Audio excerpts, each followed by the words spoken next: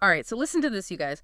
We got our hands on something pretty wild. It's like we stumbled onto, I don't know, a secret playbook straight from Mr. Beast himself. No way. Yeah, and I'm telling you, this is not your typical polished guide. No, no. This thing is raw, unfiltered Mr. Beast, and let me tell you, it is wild. That's wild. So is this like, what, his strategy guide for YouTube domination? What's the inside scoop? It's kind of like that, but way more interesting, you know?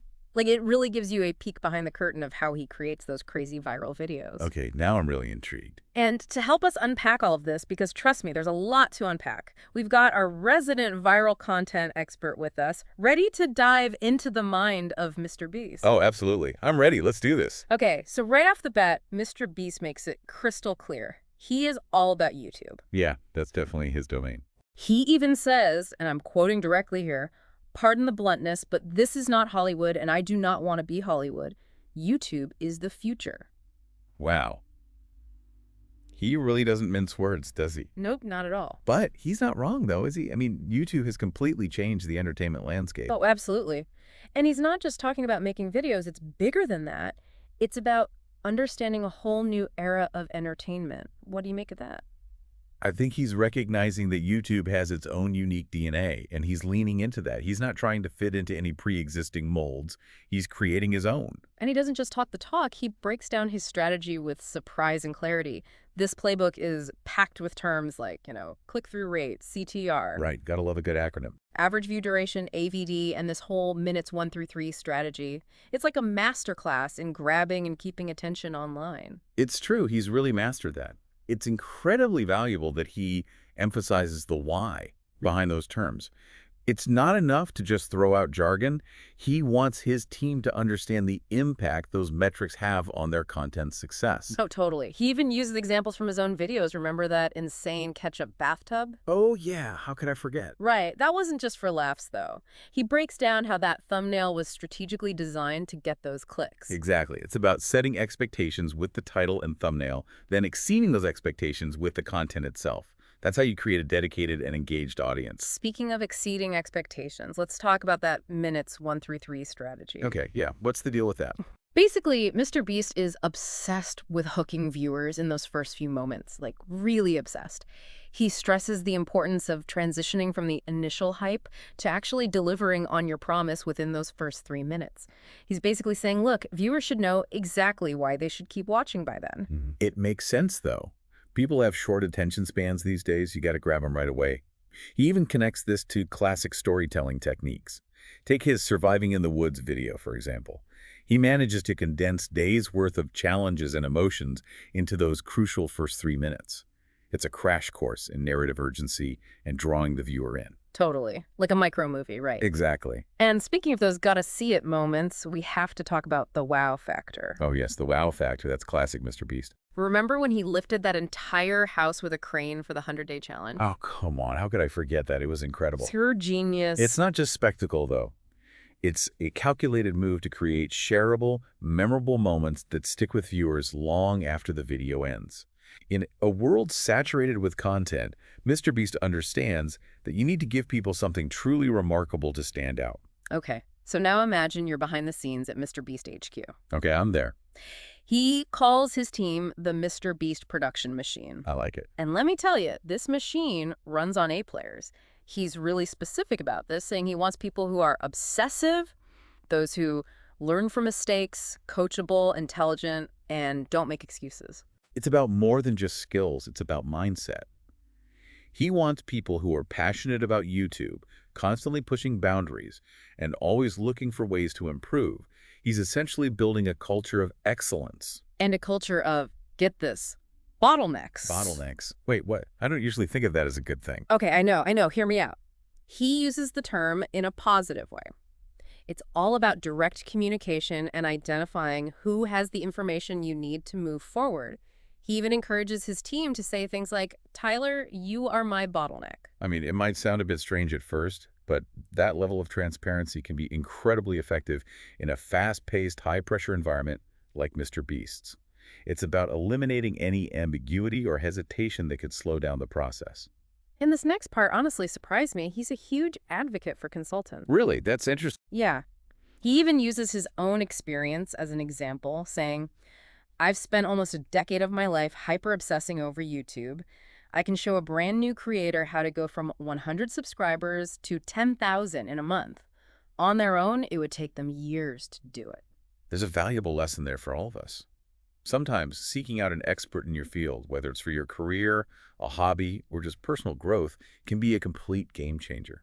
They can offer insights and guidance that would take you years to figure out on your own. Totally. It's like a shortcut to success, right? Absolutely. But Mr. Beast also isn't afraid to get his hands dirty and hustle. He sprinkles these little mantras throughout the playbook, like video everything, need to explain something to your team, don't just talk about it, Right. film it. It's about creating a shared understanding and a visual reference point that everyone can access. Then no does not mean no. Okay, I kind of love that one. Right. He uses the example of getting permission to film in a store.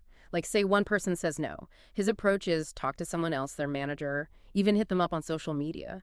You'd be surprised how often persistence pays off. It's about embracing that classic Mr. Beast hustle.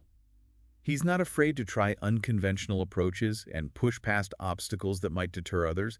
It's that relentless drive that sets him apart. And then there's one of my favorites. It's your fault, track the contractor. It emphasizes accountability in such a Mr. Beast way. If you rely on someone to deliver, you better make sure they have everything they need to succeed. It's about owning the outcome and being proactive in minimizing risks. Mr. Beast's philosophy is all about taking responsibility and ensuring everyone is set up for success.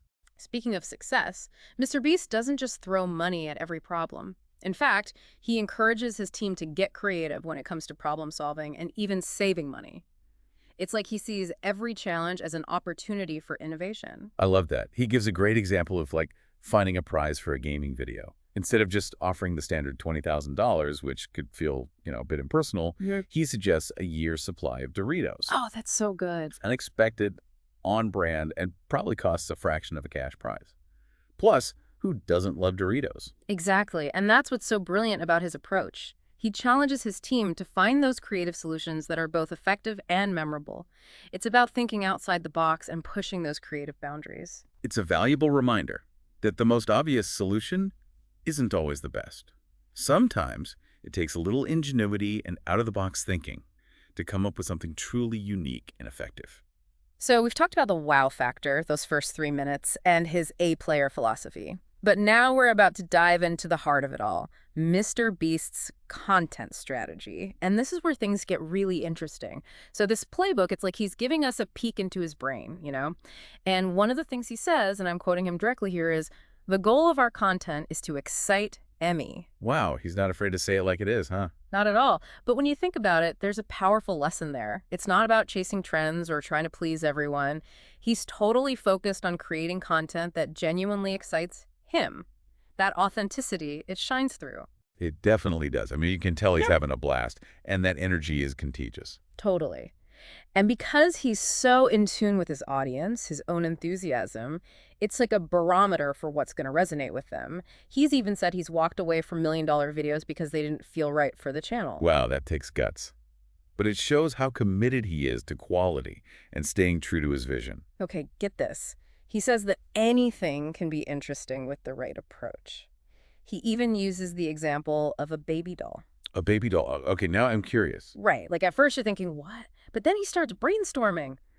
What about a baby doll throwing contest? Or a baby doll obstacle course? How many baby dolls does it take to break a 2x4? Suddenly the wheels are turning. It's true. I mean, he forces you to think outside the box and find those unexpected angles. He transforms the mundane into something extraordinary. And that's what's so brilliant. He's not just shooting from the hip and hoping for the best, though. He's a total data fanatic, like seriously obsessed with the numbers. Oh yeah, he definitely geeks out on that stuff. It's actually brilliant. He even includes these detailed graphs in the playbook. Like he shows how he uses average view duration, or AVD, to measure a video's success. He'll compare 2 videos with similar themes, but totally different view counts. And guess what? The video with the higher AVD always crushes it. It's like he's found a cheat code for audience engagement. So how does he actually DO it? How does he keep those viewers glued to their screens? Formats, my friend. It's all about the format. He breaks down the power of those tried and true formats like last to leave and what he calls stair-stepping. Last to leave, so good. It creates instant suspense. I mean, you're hooked from the start wondering who's going to make it to the end. And stair-stepping, that's a good one. Right. He uses the example of the world's largest firework video. Remember they started small with like a $1 firework? Oh, yeah, and gradually increase the stakes. Exactly. Building all the way up to that mind-blowing finale with a world record firework. So smart. He understands that viewers, we crave those moments of escalation and release. And here's the thing. He's not afraid to walk away from a winning formula. Wait, really? Uh-huh. He'll ditch a format even if it's doing well. Oh, yeah, absolutely. He even talks about how he used to do a bunch of videos where he'd donate to Twitch streamers. They were huge. Oh, yeah, I remember those. But eventually he moved on. His philosophy is, get this, people don't know what they want. So he's always looking ahead, experimenting, evolving. And that's how he stays ahead of the game. It's that willingness to adapt and innovate. That's what keeps his content fresh and exciting. You never know what he's going to do next. It's true. But it's not just random, right? He's strategic about understanding his audience. Yeah. Like, he doesn't just create content in a vacuum. Of course not. He's constantly analyzing data, demographics, watch time, all of it. He's really aware of who's watching, what they respond to, and how those preferences change over time. And that leads us to one of the more surprising parts of this whole playbook. He has a whole section on brand deals, and he actually says this. Brand deals are content. At first I was like, wait, what? But then it clicked. It's so true, though. It's all about how you integrate them. Exactly. He's totally changing the game on traditional product placement. Instead of those clunky integrations, you know, those ones that make you want to skip ahead, he weaves those partnerships right into the story. Exactly. Like, it feels natural. He wants those partnerships to feel like part of the experience, not a commercial interruption. He even shares a graph showing the difference in viewer retention between his old integrations and his new approach. It's night and day. When the brand deal feels natural, people stick around. Totally. Yeah. It all goes back to that commitment to the viewer experience, right? He refuses to sacrifice quality, even for a lucrative sponsorship deal. He gets it. And it's not just about data and formats and brand deals. He also wants his team to be super plugged into, like, the culture. He calls it an information diet. Oh, I love that. It makes so much sense, though. Yeah. He wants his team to constantly be exposed to new ideas and inspiration. Everything from memes and current events to what other creators are doing. It's about staying ahead of the curve. He wants them to understand how quickly the online world changes. And he's not just talking about passively consuming information either. He wants his team to be actively engaging with it. He even talks about how one of his friends, Chris, you know, the one who's always in the videos, he's hilarious because he watches tons of cartoons. Seriously. Yeah. That's amazing. It's such a simple but important point. Inspiration can come from anywhere. It's about being open to new experiences and embracing different points of view. Exactly. And feeding that creative fire. So we've covered a lot here. Data, formats, brand deals, staying in tune with the culture. But what I find most striking is MrBeast's drive and ambition. Oh, absolutely. He's got that in spades. And this playbook, it's more than just a guidebook. It's a testament to hard work, dedication, and always pushing for excellence. And let's be real, a healthy dose of crazy, right? Yeah. You don't get to be MrBeast without taking a few risks and pushing some boundaries. That's what makes him so interesting. He's not afraid to experiment, even if he fails sometimes, and that's what makes his content so compelling. You never know what he's going to do next, but you know it's going to be epic. It's really incredible. It's like he's found a way to bottle that energy and, you know, turn it into a system. But it's not just about copying him, right? What are the biggest takeaways, would you say? Stuff that anyone listening can actually use, even if they're not, you know, trying to take over YouTube. Well, that's the great thing about this playbook, right? It's full of stuff that anyone can use no matter what you do. Like, it all comes back to understanding, you know? Understand your audience, understand what you do, what you're good at, understand the data and the culture. That's what MrBeast does, and it's clearly working for him. Totally. It's like he's not just creating content, he's creating a real connection with people. Absolutely. And that's a powerful reminder for all of us. It doesn't matter what you do, really. It really doesn't. So I have a question for you, and it's a tough one. Yeah. Say you had to pitch an idea to MrBeast himself, right? Something that would make him go, whoa, we got to do this. What would it be? Ooh, now that is a tough one. You'd have to really understand his audience. It couldn't just be something flashy and expensive. It'd have to have heart, Yeah. like a sense of purpose, Yeah. you know? Oh, and of course that element of surprise. Yeah, that wow factor. Exactly. Got to have that wow It factor. really makes you think. So to wrap things up, what have we learned today? We've learned to push creative boundaries, never stop learning, and always strive for that wow factor. And on that note, that's all the time we have for today's deep dive into the world of Mr. Beast. Until next time, keep exploring, keep creating, and keep chasing those wow moments. See you next time.